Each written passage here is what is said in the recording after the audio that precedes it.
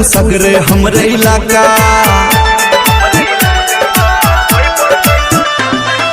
रंगदारी के बात न पूछू सगरे हमरे इलाका। यहाँ के बच्चा बच्चा देखियो हाथ में राखे कट्टा।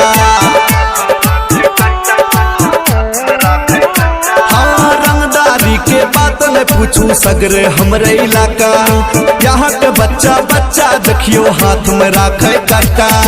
जब चले लागे फायरिंग सगरे होय छै धमाका। कोई बोलते तो चलते फट्टा,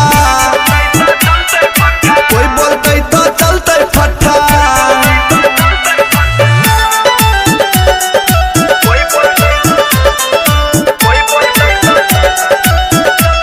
सावरिया रिकॉर्डिंग स्टूडियो हाजीपुर।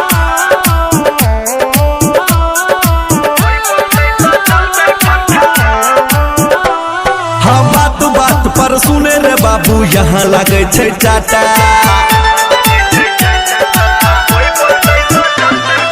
बात बात पर सुने रे बाबू यहाँ लगे छै चाटा। इतना मारबो बेटा डॉक्टर लगान पैतो टाका।